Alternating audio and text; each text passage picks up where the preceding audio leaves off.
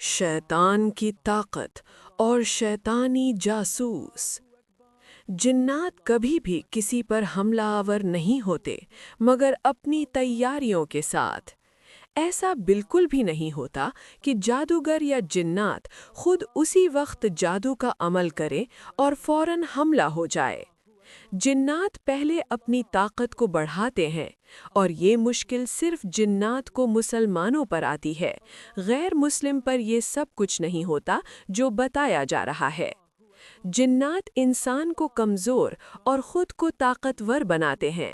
اگر کوئی چوٹ لگ جائے، کسی چیز سے ٹکرا جائے، کوئی حادثہ ہو جائے اور پھر الٹا سیدھا بولنا شروع کر دے، اللہ کا شکر نہ کرے، شیطان سے اللہ کی پناہ طلب نہ کرے، غصے میں جو چاہے بول دے، اس سے جنات کو طاقت ملتی ہے اور انسان کمزور ہوتا ہے۔ جنات انسان کو کمزور کرنے کے لیے اسے غسل خانے میں پیشاب کرنے پر مجبور کرتا ہے، اور یہ عمل بار بار کرواتا ہے۔ جتنی بار انسان غسل خانے میں پیشاب کرتا رہے گا، جنات کو اتنی ہی طاقت ملتی رہے گی۔ کھانا کھانے سے پہلے ہاتھ نہ دھونا، بسم اللہ نہ پڑھنا اور کھانا کھانے کے بعد برتنوں کو صاف نہ کرنا، کھانا چھوڑ دینا شیطان کے لیے، اور کھانا کھانے کے بعد انگلیوں کو نہ چاٹنا بلکہ ٹشو پیپر، کپڑے یا پانی سے ہاتھ صاف کر لینا، اس سے شیطان کو طاقت ملتی ہے۔ اگر انگلیاں چاٹ لی جائیں پھر پانی یا کپڑے سے صاف کر سکتے ہیں۔ جنات کو سب سے زیادہ طاقت فحاشی دیتی ہے۔ فلمیں دیکھنا، کسی کو غلط نظر سے دیکھنا، لوگوں میں گندگی پھیلانا، زنا کرنا یا کروانا، یا زنا بار بار ہوتے دیکھنا، یہ عمل دل کو بہت کمزور کرتا ہے۔ ہر وقت جنات انسان کو زنا پر آمادہ کرتا ہے۔ اس شخص کی بھوک بڑھتی چلی جاتی ہے، چاہے کتنا ہی زنا کر لے، کروا لے یا دیکھ لے، کم نہیں ہوتی۔ وہ شخص ایک مجبور، بیمار انسان بن جاتا ہے۔ اگر کچھ نہ ملے تو خیالوں میں ہی دل و دماغ میں زنا کرتا رہتا ہے۔ جنات خاص طور پر اس شخص کے دل میں وسوسے ڈالتے ہیں، کینہ، بغض، شرارتیں، لڑائی جھگڑا، دل و دماغ میں ڈر اور خوف پیدا کرنا وغیرہ۔